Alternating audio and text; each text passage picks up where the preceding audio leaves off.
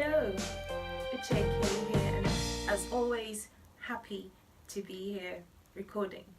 Now, today I'd like to talk on something really interesting relating to confidence and all the other episodes we've been talking about on confidence.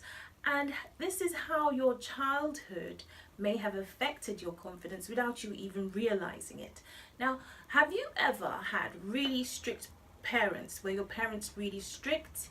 Were they the sort of parents who made you take on responsibilities that really for your age you shouldn't have been taking?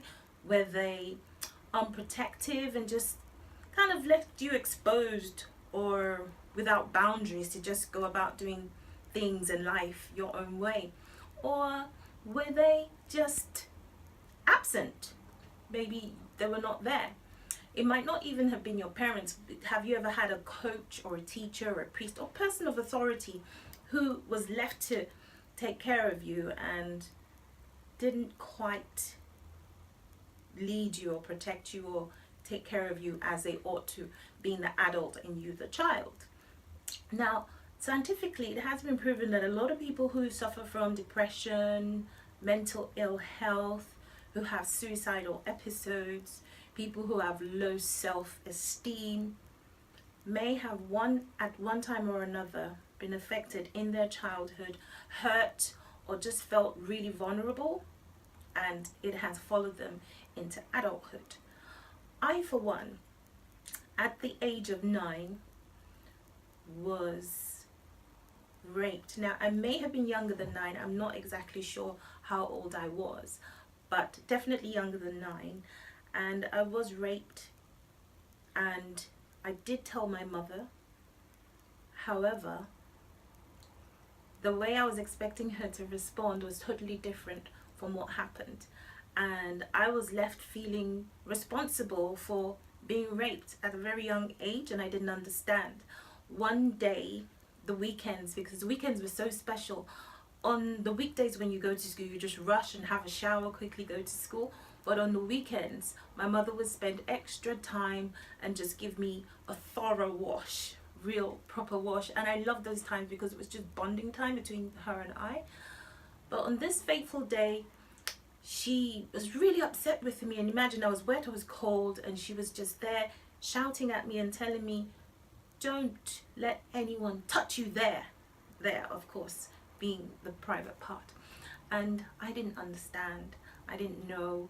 But much later, as I've grown up, I realized that it couldn't have been her fault. She was just being a parent, not knowing what to do. And back in the 70s, it was different for black people in the United Kingdom. So I don't quite know, and I can't blame or judge my mother. I do love my mother, by the way. And that, in as much as I've forgiven her and I cannot blame her, it did affect me to some degree. And also at the age of 9, I did have a stepfather because my mum got married again.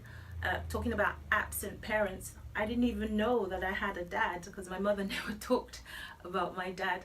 But at the age of 9, my mother got married again, and I was so happy. Oh, I had a father now who I could just relate to. And you know, all the girls used to talk a lot about their dads, and now I would have this opportunity.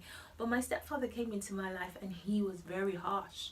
He didn't think much of me, and even where I would make mistakes, there was a time I made a mistake. I can't even remember what I did, but I offended my mum, and he told me to go and eat in the kitchen.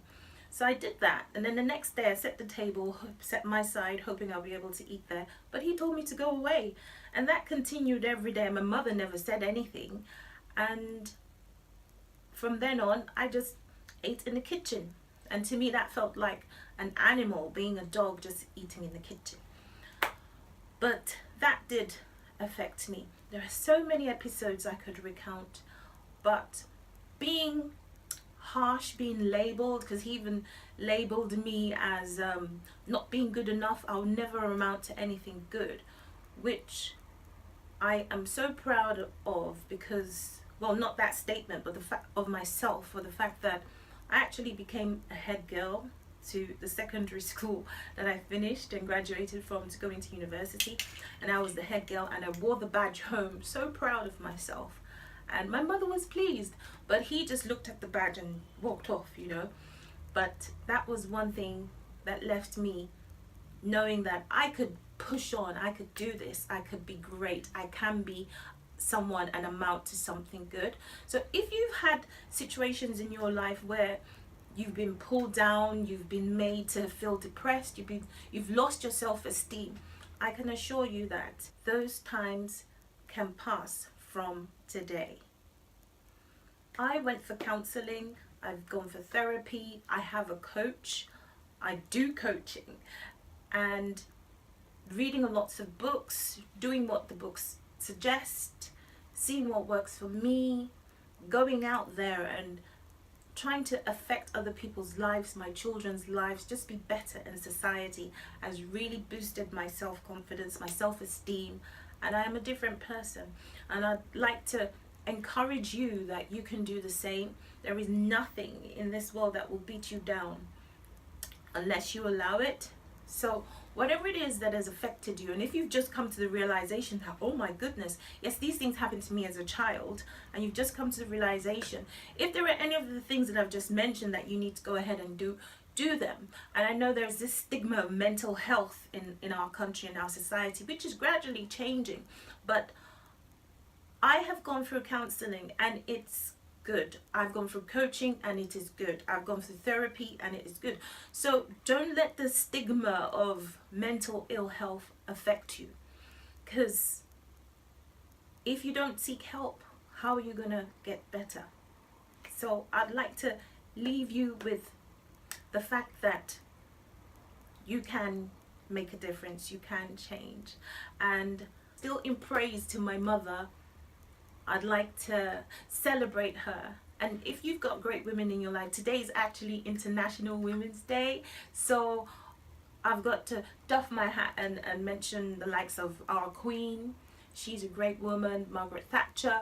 I'm just mentioning women who have changed society, so I know some people don't like Margaret Thatcher, but Eleanor Roosevelt, Oprah, Rosa Parks, Indira Gandhi, so many women who have changed the history, changed our times, changed the rights of women to be educated, to have a voice, to be present.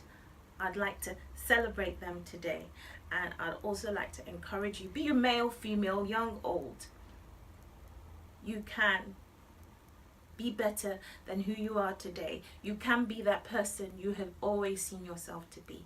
So get up and do it. Remember, I'm on your side. You can do this. Find the right support. You may have friends, you may have relatives who can help you. Just, you know yourself better than anyone. Just find who they are, who can support you, who you can confide in, people you can feel safe with, and find the best coaches and go for it. Go for gold in your life. So Uche Kay, from the heart, saying again, lots and lots of love.